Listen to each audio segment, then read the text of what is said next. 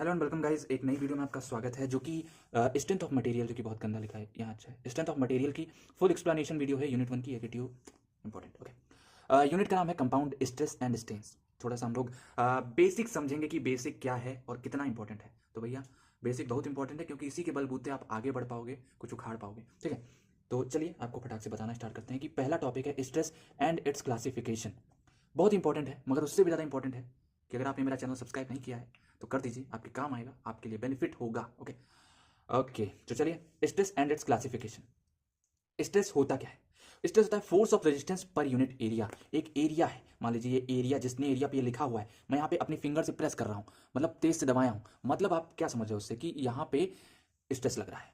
और ये जो कॉपी है ये ऊपर, जैसे आप चलते हो तो क्या कर रहे हैं, आपके पैर जो है स्ट्रेस ही तो लगा रहे हैं। ठीक है, force of resistance per unit area bye a body against deformation. मान लीजिए ये पेन है और मैं इस पे बीच से ही, सेंटर पे ही एक फोर्स लगा रहा हूँ। ठीक है, एक मिनट आप वेट करिए।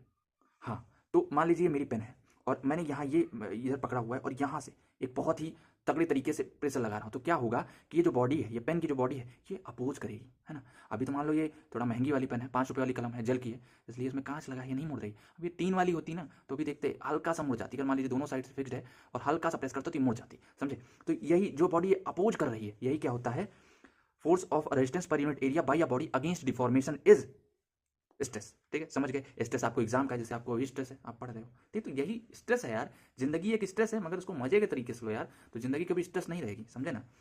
अब थर्ड पॉइंट है sigma is equal to P upon A. Sigma से हम स्ट्रेस को डिनोट करते हैं, जैसे आपका नाम है वैसे सिग्मा का, स्ट्रेस का नाम जो है सिग्मा है, सिंबल। ठीक है, is equal to P upon A. P क्या है, एक्सटर्नल फोर्स और लोड, ए क्या है, अपॉन क्रॉस सेक्शनल एरिया, समझ गए। अब यूनिट क्या होती है, तो न्यूटन पर मीटर स्क्वायर इसकी यूनिट होती है। अब बात करते हैं कि स्ट्रेस कितने टाइप का होता है और उन टाइप के कितने बच्चे होते हैं। ठीक है, थोड़ा सा मैं इसको अप करता हूं जिससे आपको सब कुछ चीज़ क्लियर रहे। और यहाँ पे टाइप्स ऑफ स्ट्रेसेस, तो 2 टाइप के स्ट्रेस होते हैं। पहला नॉर्मल स्ट्रेस, दूसरा शियर स्ट्रेस। अब नॉर्मल स्ट्रेस क्या होता है, नॉर्मल नाम से क्लियर है, परपेंडिकुलर, समझे ना। अब नॉर्मल के 2 बच्चे होते हैं, पहला टेंसाइल, दूसरा कंप्रेसिव। तो tensile stress the resistance of an object to a force that could tear it apart. मतलब भैया सपोज करो कि ये आपका एक इरेजर है, डोम्स वालों ने आपको दिया है, लंबा सा इरेजर है, एक साइड से आप खींच रहे हो, दूसरे साइड से आप ही खींच रहे हो दूसरे हाथ से, तो क्या होगा, बीच से फट जाएगा। या तो पहले क्या होगा, पहले इसकी लेंथ बढ़ेगी, मतलब रबड़ भी थोड़ा सा फैलेगा, चौड़ा होएगा, मगर फिर उसकी फट जाएगी, समझ गए। तो यही हुआ, इंक्रीज हुई लेंथ। और इसमें जो इन्वॉल्व किया गया है वो है पुल। क्या है, पुल। अब इधर से पी फोर्स, पी समझ गए ना, एक्स एक्स यहाँ से फट गया है, वो मत समझना। ठीक है, कंप्रेसिव स्ट्रेस। कंप्रेसिव स्ट्रेस क्या होता है, a force that causes a material to deform to occupy a smaller volume. मतलब यही डोम्स वाली ही रबड़ है तुम्हारी। ठीक है, इसमें क्या हुआ है, बस एक साइड से आप प्रेस कर रहे हो, दूसरे साइड से भी आप प्रेस कर रहे हो, तो क्या होगा, इसका शेप कम होगा। जैसे रबड़ को प्रेस करोगे भाई बहुत छोटी हो जाती है, बहुत मजा आता है, करके देखना कभी। तो इसमें क्या हो रहा है, हम लोग एक दोनों साइड से फोर्स लगा रहे हैं, जो क्या है, पुश, पुश लगा रहे हैं, और ये क्या करेगा, डिक्रीज इन लेंथ, समझ गए। ये बहुत ही सिंपल है, अगर समझ गए हो तो बहुत मजा आने वाला है आपको। अब देखो, अगर हम लोग आगे बात करें तो ओके, आगे जो है हमारा है सियर स्ट्रेस। सियर अभी तक आप सोचे थे सियर सियर सियर बहुत बोल रहे हो, सियर स्ट्रेस में कुछ नहीं है। Stress induced in a body when subjected to two equal and opposite forces acting tangentially across the resisting section. मतलब जैसे कि एक साइड से आप इधर खींच रहे हो, एक साइड से आप इधर खींच रहे हो, तो ये क्या होगा ना, मतलब बीच से ही फट जाएगा। मतलब इधर देखो, ये यही होता है सियर फोर्स का कमाल, यही होता है आपका सियर स्ट्रेस। इसका फॉर्मूला जान लेते हैं, tau is equal to shear resistance upon shear area, as same as यहाँ। ठीक है, कुछ खास नहीं है। तो tau is equal to P upon A, sigma is equal to P upon A, याद रखना। अब बात करते हैं स्ट्रेन एनर्जी क्या होती है ना, स्ट्रेन एंड इट्स क्लासिफिकेशन। तो स्ट्रेन होता क्या है, स्ट्रेन है ratio of change of dimension of a body to the original dimension. अब इसको ऐसे समझिए कि जब आप फर्स्ट ईयर में आए थे तब आप क्या थे, और आप थर्ड ईयर में जो हो अब, तो आप क्या हो, या फाइनल ईयर में आपको तो क्या हो। ठीक है, तो इसमें यह है कि चेंज इन लेंथ, मतलब ratio of change of dimension of the body to the original dimension, मतलब आप कितना बदले हो वही बदलाव होता है आपका स्ट्रेन, उसका रेशियो नहीं, बदलाव नहीं होता। डेल एल अपॉन एल, जो आप फर्स्ट ईयर में थे, जो आप थर्ड ईयर में हो। ठीक है, समझ गए।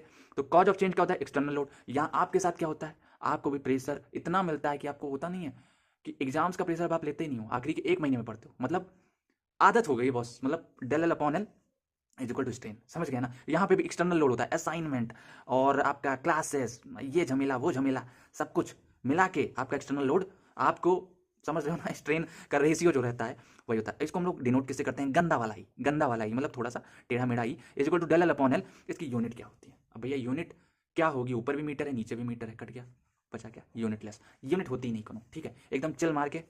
अब आगे हम बात करें कि ये कितने टाइप का होता है, टाइप्स ऑफ स्ट्रेन क्या होते हैं। तो पहला टेंसाइल, दूसरा कंप्रेसिव, तीसरा वॉल्यूमेट्रिक, चौथा शियर। सब समझो। टेंसाइल क्या होता है, क्या कर रहे थे यहाँ पे, दोनों साइड से खींच रहे थे और फाड़ दिए, मतलब इंक्रीज लेंथ अपॉन लेंथ। दूसरा क्या कर रहे थे, यहाँ पे दोनों साइड से प्रेस कर रहे थे और क्या किए, दबा दिए, मतलब डिक्रीज लेंथ अपॉन लेंथ। फिर तीसरा वॉल्यूमेट्रिक, मान लो गुब्बारा फुला रहे हो और फुलाते रहोगे और क्या, डेल वी अपॉन वी, समझ गए। और फिर तीसरा क्या है, शियर। शियर की बात करें अगर हम लोग, तो ये होता है strain produced by shear stress, ठीक है, इतना याद रखो, क्योंकि शियर यहाँ पढ़ चुके हो ऊपर, वही चीज़ है। अब तीसरा हम लोग बात करने वाले हैं, बहुत इंपॉर्टेंट, अगर इतना समझ गए हो आप तो ये आप कर सकते हो, ठीक है। इसकी नोट्स वगैरह सब कुछ मिल जाएगी, अवेलेबल है। इंस्टाग्राम पे अगर फॉलो नहीं किया है तो फॉलो कर लो, @smart engineer बाबू। और टेलीग्राम जरूर ज्वाइन करो, क्योंकि वही नोट्स दी जाएगी, दोनों की लिंक डिस्क्रिप्शन में है। अब आगे बढ़ें, अगर आपकी इजाज़त हो, नहीं भी है तो भी हम बढ़ रहे हैं, ठीक है क्योंकि बढ़ना पड़ेगा बस, क्योंकि टाइम बहुत कम है और समझ ही रहे हो। अब बात करते हैं हम लोग इस डेरिवेशन की। इस डेरिवेशन में हम लोग क्या सीखने वाले हैं, तो सिंपल सा आप अपने दिमाग में एक फिगर बनाओ कि दीवार है, आपकी सीलिंग है, जैसे पंखा टंगा हुआ है, पंखे की जगह पे आपको बस एक लंबी सी रॉड टांग देनी है। लंबी सी रॉड आप समझ लो कोई लोहे की हो, जैसे घर में कुछ लंबी सी रॉड, जैसे क्या एग्जांपल दूं मैं आपको। आप इमेजिन करो कि आपके घर में जो आपकी मम्मी जी हैं, उनका जो बक्सा है, उस बक्से का जो ऊपर वाला पार्ट होता है उसको खोल पीच के निकाल के उसको निकालो, उसको पूरा लंबा करो और लंबा करके ऊपर टांग दो, चिपका दो, समझे, चिपकाना है या फिर टांग दो, तो वो हो गया आपका। अब ये एक हमारा लंबा सा बार है, ठीक है, क्या है, BAR बार, और इसकी लेंथ क्या है, L। ये भैया फिक्स्ड है, ऊपर सीलिंग में आपके दीवार में ऐसे फिक्स्ड है, जैसे ये पेन है ना फिक्स्ड, आपको फिक्स दिख रही है ना, ऐसे फिक्स्ड है। और इसकी जो L है, लेंथ जो है वो L है, और इसका इसमें हम लोगों ने छोटा सा एरिया DX ले लिया है, क्या ले लिया है, DX, और ये हमारा X है, यहाँ से लेके यहाँ तक की डिस्टेंस, समझ गए। अगर ये फिगर क्लियर है ना भैया, तो काफ़ी चीज़ें आप समझ रहे हो।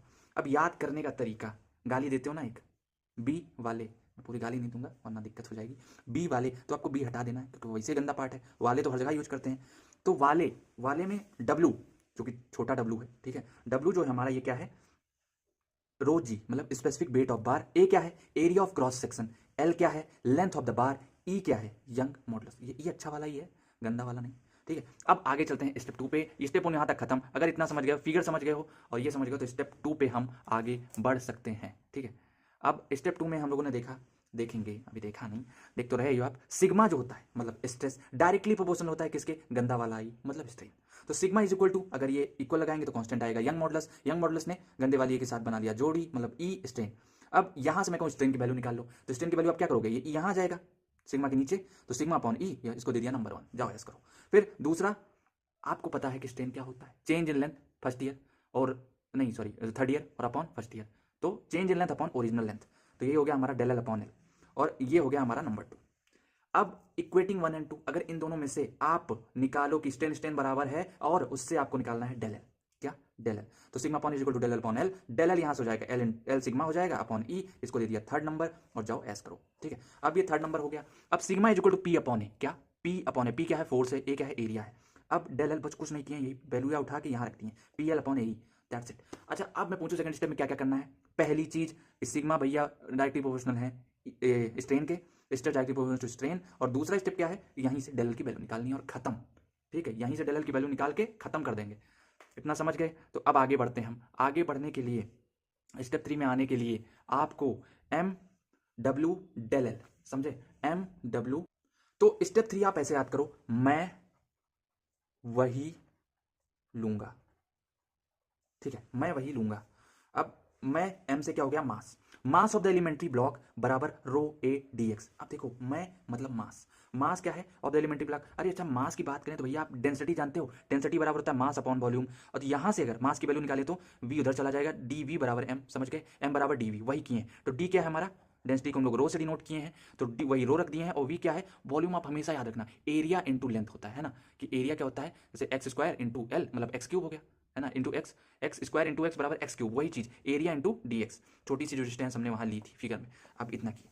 अब weight of the elementary block क्या होता है, तो वेट यहां से अगर देखा जाए तो रो जी, मतलब कुछ नहीं होता भैया, वेट में क्या होता है, बस ग्रेविटी आ जाती है, मास में ग्रेविटी नहीं रहती, तो यहाँ पे रो है, यहाँ पे रो जी है, चीजें वही है, एडीएक्स, इतना समझ गए। अब डेल एल की जो वैल्यू निकाली थी उसको यहाँ ला के रखिए, डेल एल बराबर पी एल ए ई, समझ गए, पी एल ए ई। यहाँ पे पी की वैल्यू हमने क्या रखी, क्या रखी भैया, पी की वैल्यू फोर्स, फोर्स की वैल्यू, फोर्स की वैल्यू अगर आपको समझना है तो भैया जब वो नीचे लग रहा है, तो तो नीचे की जो फोर्स है वही तो उसका वेट हुआ ना, मतलब वेट बराबर फोर्स।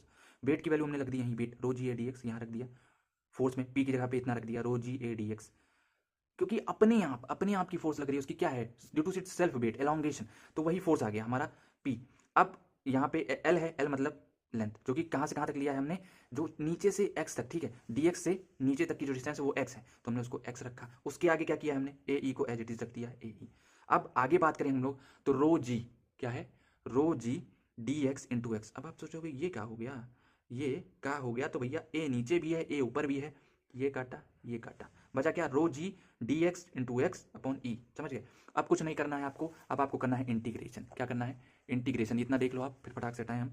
यहाँ पे rho g d x into x upon E, इसका हम लोगों ने 0 से लेके एल तक इंटीग्रेशन कर दिया। अब हम लोग आगे बढ़ते हैं, आगे बढ़ेंगे तो हमें ये पता चलेगा कि भैया ये जो रो जी अपॉन ई ये आपका कांस्टेंट हो जाएगा, ये आ गया बाहर 0 से एल, मतलब एक्स स्क्वायर अपॉन 2, ये ठीक है, ये ब्रैकेट लगा है, इंटीग्रेशन खत्म। तो ये हो गया 0 से एल, तो ये हो जाएगा एल स्क्वायर अपॉन 2, है ना, एक्स को अगर रिप्लेस करेंगे तो एल स्क्वायर अपॉन 2 हो जाएगा, रो जी एल स्क्वायर अपॉन 2 ई। इतना क्लियर, इतना क्लियर हो गया। तो हमने रो जी क्या होता है, रो जी हमने पहले ही बता दिया था वाले में, ठीक है, डब्ल्यू बराबर रो जी होता है स्मॉल डब्ल्यू, तो यहाँ पे हमने स्मॉल डब्ल्यू रखा है, स्मॉल डब्ल्यू याद रखना है, small W L square upon 2 ई। कुछ नहीं करना है, ऊपर ए से गुणा किया नीचे ए से गुणा किया, तो क्या हो गया, rho A L square, rho A sorry rho बोल रहा हूँ, स्मॉल डब्ल्यू A into L square upon 2 E A. अब फिर से ये ए काट दो, ऐसा करोगे, ऐसा करोगे तुम, कैसे इंजीनियर बनोगे तुम, क्योंकि ऐसे मल्टीप्लाई किया फिर से काट दोगे, दिक्कत हो जाएगी। अब आपको बता दें कि ये जो डब्ल्यू छोटा वाला, ए बड़ा वाला, एल एल हो जाएगा, ठीक है, L into L L square. तो ये जो डब्ल्यू छोटा वाला ए और एल ये बराबर होता है बड़ा डब्ल्यू के, समझे ना, हर बड़े इंसान के नीचे छोटा इंसान काम करता है, तो वही छुटके वाले के बड़के वाले के नीचे छुटका काम कर रहा है, समझे। तो ये हो गया डब्ल्यू, मतलब ये डब्ल्यू ए एल, ये हो गया बड़ा डब्ल्यू, और बचा क्या, एल बचा ही था, एल कर दिया, और ये 2 ए ई, बस उल्टा सीधा किया, बाकी सही है।